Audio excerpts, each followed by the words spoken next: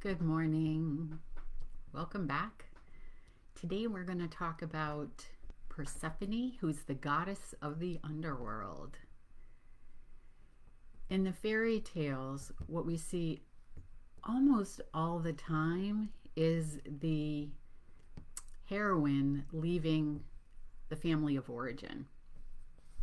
And I've talked before about that in with regard to it being about leaving behind the family consciousness.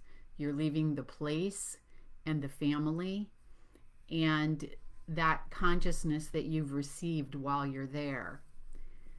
What then happens when you leave that consciousness is that the experiences you have from that point on are pointing out what your beliefs are, what your experiences point to is the ways that you're limited, that are out of alignment with who you really are, and help you to evolve into this newer consciousness. And they transform the parts of you that aren't aligned with you and with the truth of you, like who you are. So say, for example, why you came into this world, what the point of what your contributions were, like what role you were playing, what part you were playing. Like life is taking you through those experiences that don't allow you, like I've talked before, like if you came in and you're coming to a family that's sports oriented and that's what they value, and not that they overtly kind of told you that you weren't a musician or that didn't have value, but they just didn't recognize it. And so what's unseen and unacknowledged usually goes into the unconscious. So if that's like the part you're here to play is like as a musician, then that would be what your journey, part of your journey would be about, kind of getting back to that truth that's personal to you, but then also to align with the deeper truths. So it's what your dreams are doing, religion, fairy tales, myths. That's not a new thing if you've heard me before. And so the initial home then represents what feels familiar and what you're used to. And so that sense of familiarity is what you are kind of wired to believe home is. And this is also, let's say, the wiring that gets laid down for your perception of the world.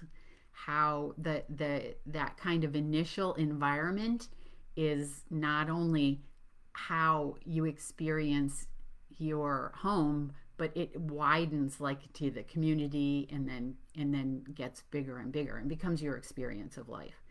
And so the patterns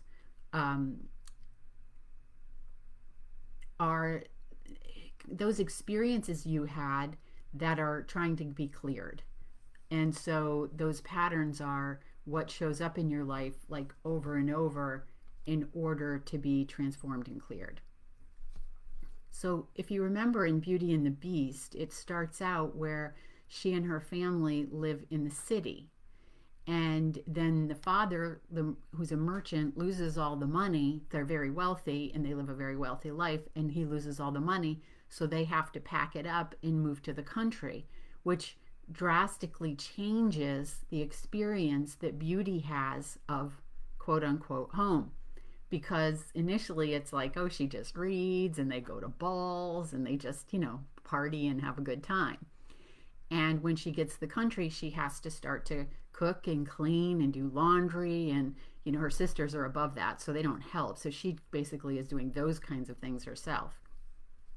And that would represent kind of a shift, right? And so then you would look at that and you would say, well, which environment then is home? So when they're in the city, which it's possible that her relationships with her sister is the same, but it's also possible that it's not, because when they're in the city, they don't really talk about the sisters and her relationship. But once they get to the country, then they do, because the sisters are irritated with her because she adjusts to the situation, she accepts the situation, and she goes ahead and starts doing like all this cooking and cleaning. The sisters are like, yeah, we're used to getting waited on, we're not doing any of that, and they pick on her. So those are two just completely different environments and experiences she has. So you would wonder, like, which one is home, which one is the one that becomes the one that she's wired for, that becomes the one that she's familiar with.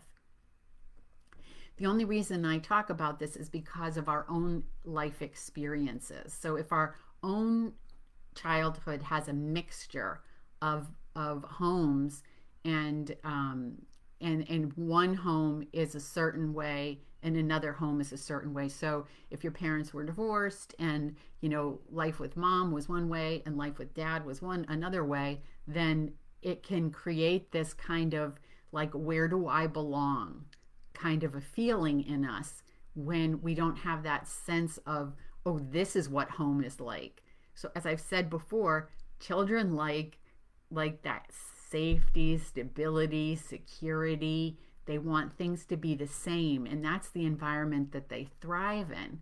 So when you have this difference between these things, like I said, it can give you this sense of confusion and uncertainty of kind of like, what's right, what's not right, what's the place that I belong. And really, if also what can be a contributing factor to this kind of sense of who am I is if there's a different experience in both environments of who you are. So if one environment gives you, and this doesn't have to necessarily be in like divorced parents, but it could be like, with grandparents versus parents. If your grandmother lives next door and when you go to her house, it's different than when you're at home with your parents. Like, there's this sense of not being sure about even who you are, if you feel like you're treated differently in both places, if you're seen differently in both places, if the way that you act is different in both places, then because of the environment, then there can be this sense of like, who am I and what's true for me? And it can be like uncertain about what's authentically yours. So with Persephone, the goddess, she lives with her mother Demeter. And Demeter is the goddess of harvest and of nature. And so they worship her. She's worshipped because of her connection to the earth and to things like that. And it's basically an agrarian society. So that's why they're basically worshiping her. So Persephone's out picking flowers one day, and with some of her friends, and there's a crack in the earth, and Hades comes up and snatches her and takes her down to the underworld. Well, Demeter, when Persephone doesn't come home, gets really upset and worried, and like, where is she? And she begins to search, and she searches high and low. She asks the gods, like, who has seen, like, what has happened to my daughter, and like, nobody can tell her what has happened. Finally, Helios confesses and says, okay, I saw it, and Hades came up and snatched her and took her to the underworld. So Demeter wants her daughter back, and eventually they say, Zeus intercedes and says, okay, fine, Hades, you've got to give her back, because while she's gone, Demeter's like, yeah, well, you know what, nothing's going to grow until I get my daughter back. And so everything, it becomes fallow, it becomes a wasteland, which we see over and over again in the stories, right? A wasteland when the feminine isn't honored, the earth isn't honored, those kinds of things. So everything is dying. So now, not only are the gods like, okay, you know what, we're getting inundated with requests from the people, like they're in anguish because the food, is dwindling. There's no food. There's no crops growing. It's terrible. And finally, that's when Zeus says, okay, Hades, you've got to give her back, because like, this is not going to work. And what he does is he kind of somehow tricks her. I didn't see an explanation in the story, but somehow tricks her into eating some pomegranate seeds. And that meant that he would send her back, but that she had to return. And so she could go upside for half the year and downside. Now, there's two different versions of how long in each place, but in general, it's about half and half, above ground and half below ground. So that means when she's below ground, it's fall and winter, and when she's above ground, it's spring and summer. So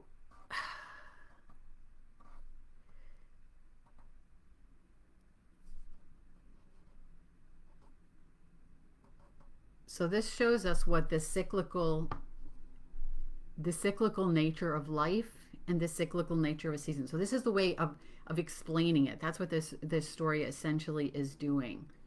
One of the interesting things about this story is that it's connected to the Eleusinian mysteries. So these are associated specifically with Demeter and Persephone. And this initiatory practice is associated with three phases. There is the descent, which is associated with loss, right? That's where Demeter loses her daughter. And then there's the search, right? Where Demeter is searching for her daughter. And then there's the ascent, when the daughter returns. And so for the scholars, they thought that the rebirth of Persephone symbolized the eternity of life, which flows from generation to generation, and believed that there would be a reward in the afterlife.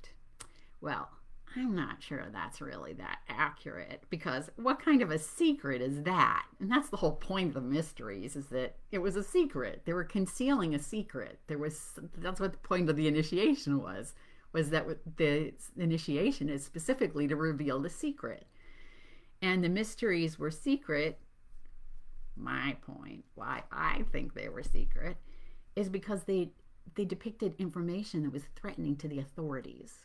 So it wasn't going to be out, if it wasn't out in the open. And we know, because historically what information was deemed threatening to the authorities. We know what that was throughout history, was revealing the truth of who we are, right? That's why the story of Jesus has been changed, was because what Jesus really came for was to tell you who you are. And the authorities didn't want that. So they changed what it meant. They changed the story around. They changed the Bible around. They took parts out and put other parts in based on the narrative that they wanted to say. And that was that you don't have any power. So in the story of Psyche and Amor, we can see that it's not about that. It's not about, oh, we just wanted Psyche to know that from generation to generation her ancestors persist. I mean, what kind of a secret is that? Yeah. So that wasn't the view in Psyche, which we've talked about. So when Psyche is reborn, she's reborn to the notion, to the reality of her innate divinity. That's what the secret was that got people killed for millennia. In the Eleusinian mysteries and in the Psyche story, they call it a casket, which some have interpreted as a box. And that was what we talked about last week, what she went to the underworld for. And when she opened that box, now, so in the mysteries, in their rituals, they have the box that plays a part in it.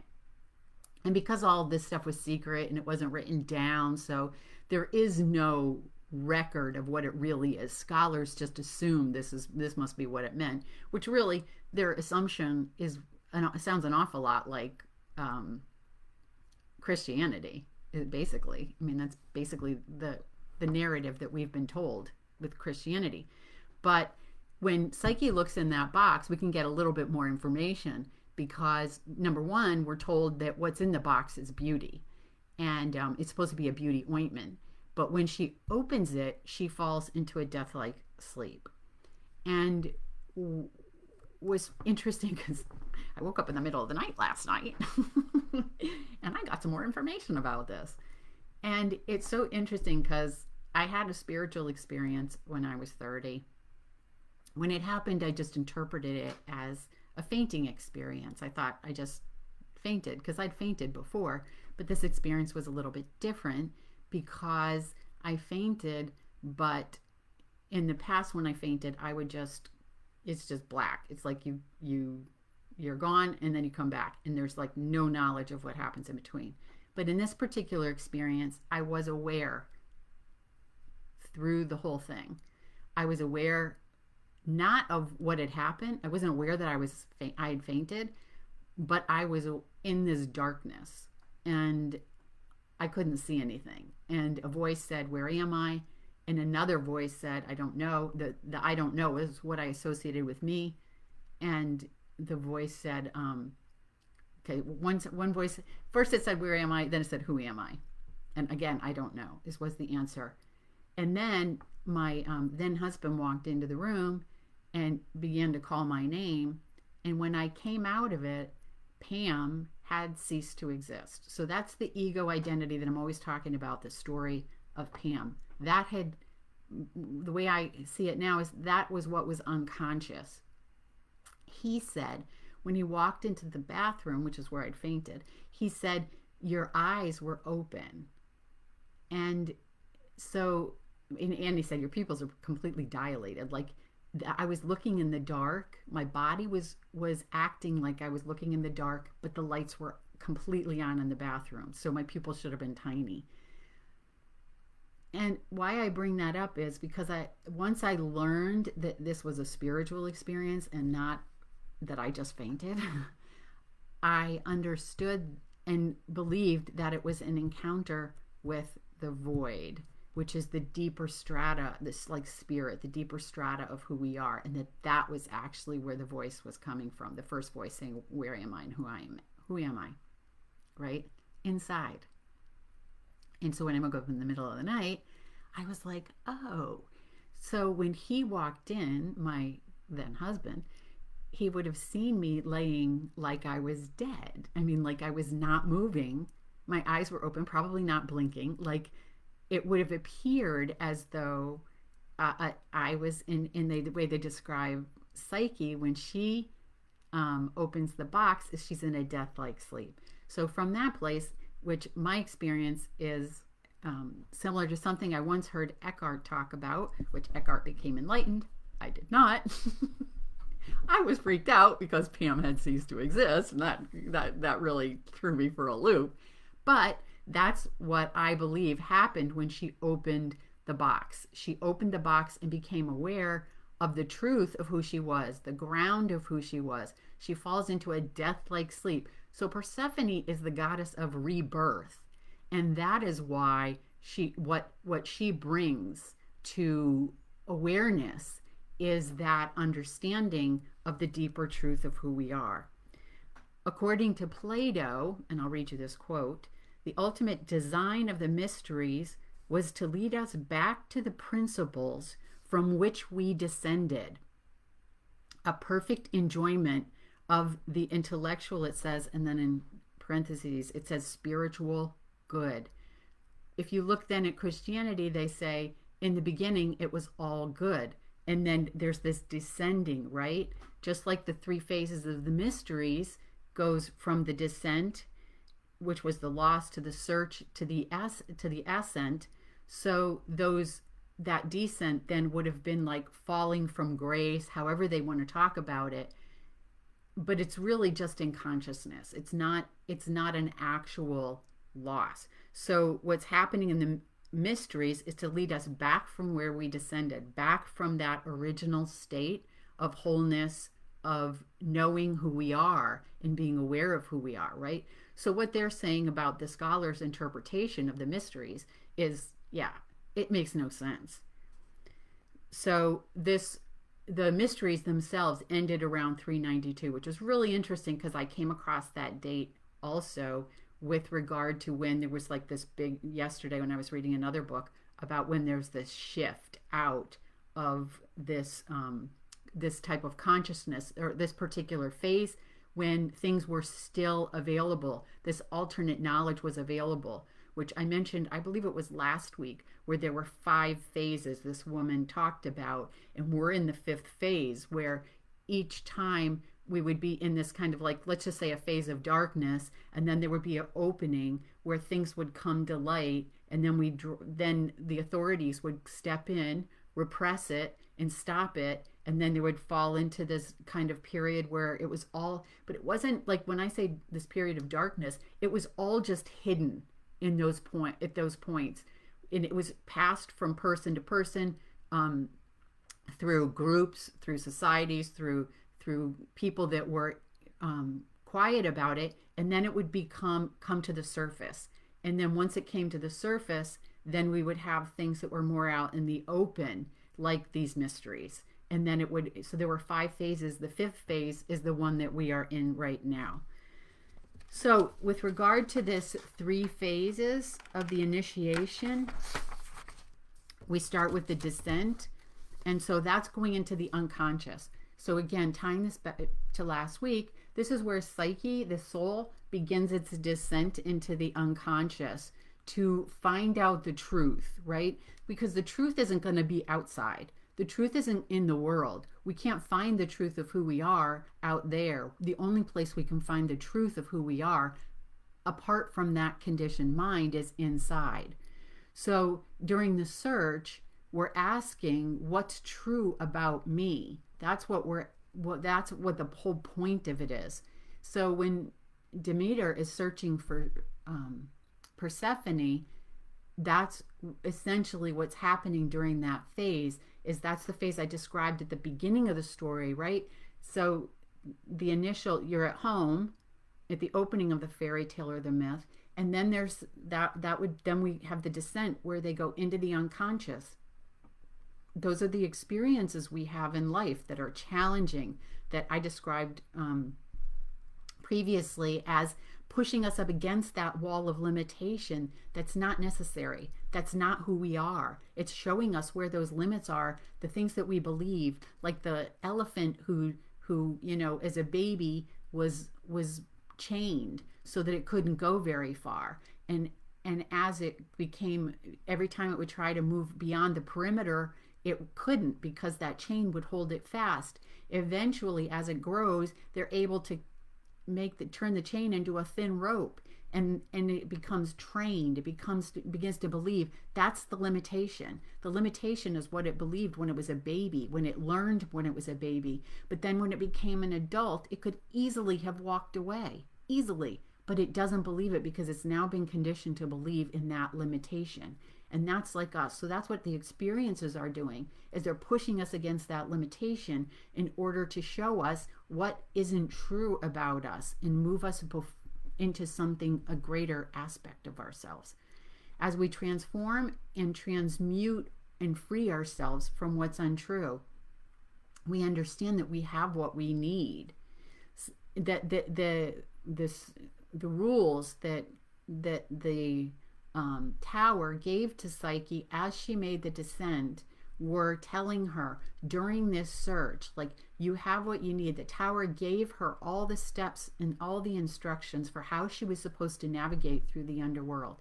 And what it told her was, you have what you need, right? It gave her step by step. Here's what you do. You get the cakes, you get the coins, and this is the process. When you encounter the spinning women, do not interfere with fate. Do not interfere with what they are doing. Just walk by. So surrender to what happens. So this is telling us about how to navigate through life, right? Because that's what I was saying. Your experiences are taking you to those limitations.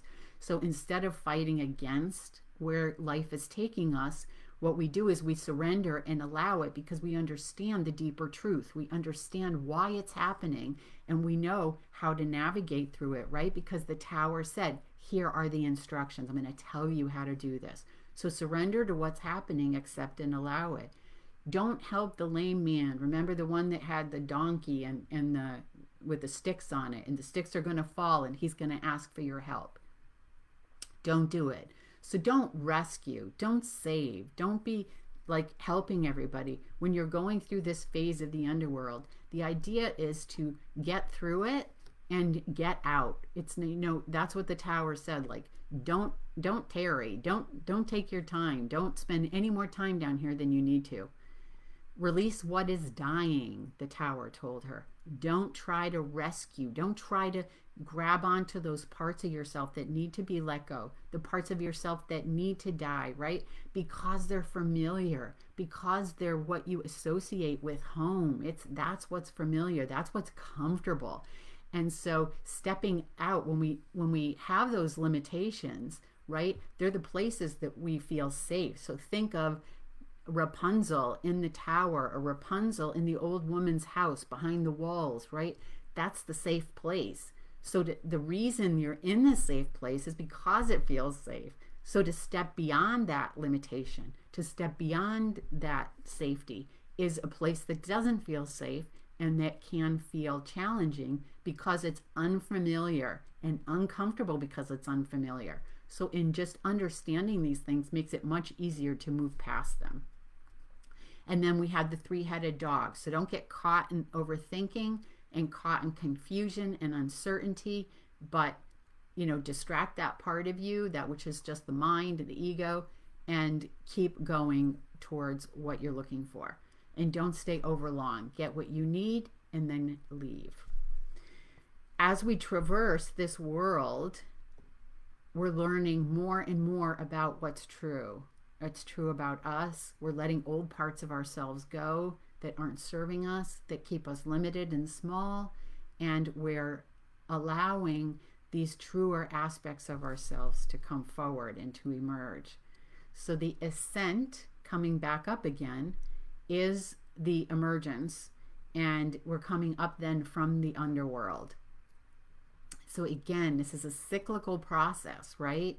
That's what Persephone represents, is this movement through over and over again through these things. And we see this typically not depicted many times, but we could say there are some, like in stories like Cinderella, we could say, right, there are three balls and the prince comes three times to get her. So we could see this as like the cyclical nature of it, because it's this repetition, right? She gets ready for the ball. She goes to the tree. She gets the clothes and the shoes. She goes to the ball. The prince wants to take her home. She won't let him take her home. She comes back. She hides and goes back into being, working in the kitchen. And then the next day it repeats again. And then the next day. So she repeats over and over again this movement of cycles. And so sometimes you can see in the fairy tales that the cycles repeat, like we see in Cinderella. But then you see sometimes, like in, and we see also in the Handless Maiden, right? She has multiple cycles. But then in Rapunzel, there really isn't that kind of, you don't see that kind of cyclical nature quite to the degree as clearly as we do in some of the other stories. So it's repeated until the final initiatory, like, right? Because you're not going to, what happens is, like if we see with Psyche at the beginning of the story, remember she looks at Amor, she pulls the light out. She's not supposed to look at him, but she brings the lantern out and she looks at him while he's sleeping, and you're not supposed to do that. So that would be like opening that box of beauty. And that you could say that's what happened to me, right? In that first moment is just like her looking on Amor, is I have this experience that my consciousness couldn't hold. Eckhart totally, his consciousness could hold it when he had the experience. But I couldn't, because I had too much other things that needed to be cleared out of the way to begin to open me to the possibility of the deeper truth of who I am. So that's really more of an replication of like the Psyche story. And so my book is Initiation of the Soul, and that shows you how I see is fairy tales as showing us these initiatory processes to clear away and then end up with this understanding of the deeper truth. So the emergence happens and you're reborn into the new consciousness. And then, so you come up out of the underworld into the new consciousness. And whether this is just part of the cycles or it is this final initiatory cycle, is when you come out, you're supposed to embody the information. This is a key that really isn't emphasized in spiritual work so much. is this is one of the things that I really didn't learn for a long time, was this idea that once you have the revelation, that then what you're supposed to do with it. I didn't have a physical teacher in physical form. I had non-physical teachers, but that once you have that awareness come to you, that you're supposed to work to embody it. And that's what happens for the emergence. Is from the emergence comes, then you're supposed to learn how to walk in it, how to embody it, how to live it. We see this in the 3 phases of alchemy as well. The reddening phase would be the emergence. And this would be where, like Jesus said, I am in the world, but not of the world. So I'm in it, but like it's not me, right? That the ego is not, he doesn't identify with the ego anymore. And the soul is not really in the world. It's inhabiting a body, but it's of another world. It's not of this world. It comes from someplace else. When Psyche emerges from the underworld, she reunites with the God of love, right? That's what the whole journey is. The initiatory journey is so that then she can unite with the God of love and become a goddess herself. Thus discovering her true home is inside, the truth of who she is. So that's what the fairy tales are doing. The initial home, they leave, they have the experiences that are then revealing to them that the home isn't in the outside world, the home is in the inside world. And we have been conditioned to believe it's outside. And that can be a challenge, to pull that conditioning back. And it's a projection, and it's to a degree a loss of power, because if you read my newsletter, I think I wrote about this, where for me, that initial home was my grandparents' house. And once that went away, then the feeling was of not having a home.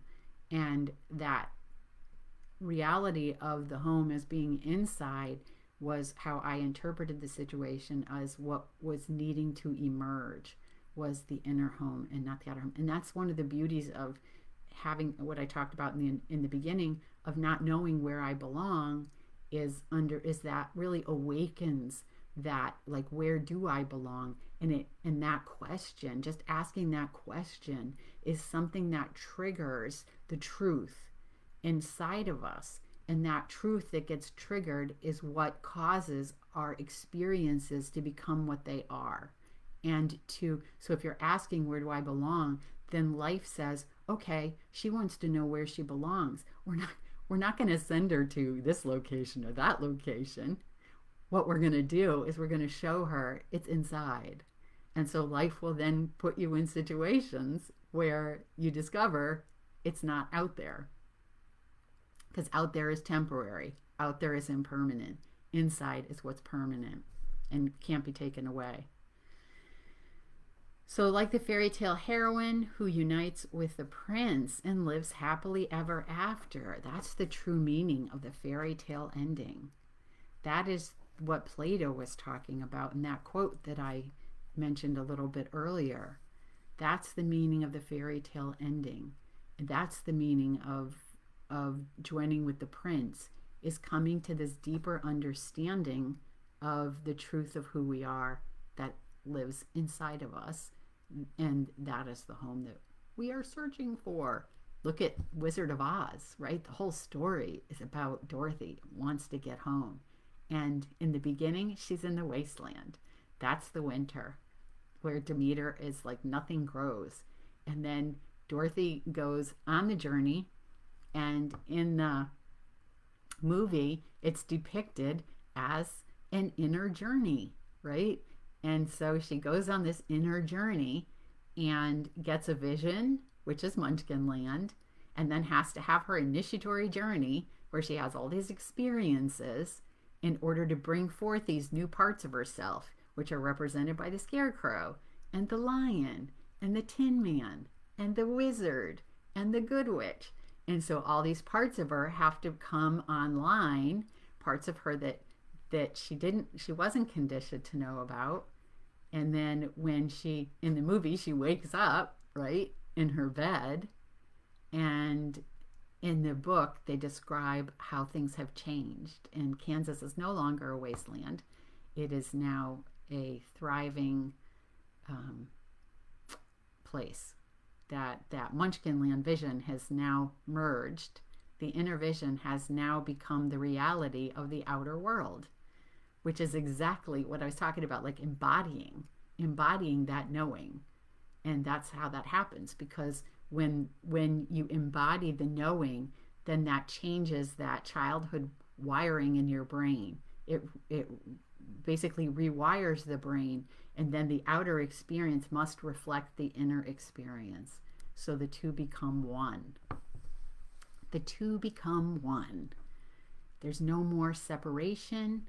There's no more this and that. There's no more above and below. There's no more in and out. It all becomes one. We're all connected.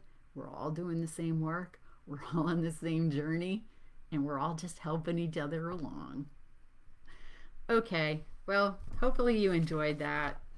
It was fun to discover more, especially about the Eleusinian mysteries and that connection to the Psyche and Amor story. That was kind of a surprise, but anyway, hope you have a nice rest of your day and a good week, and I'll see you same time, same place next week.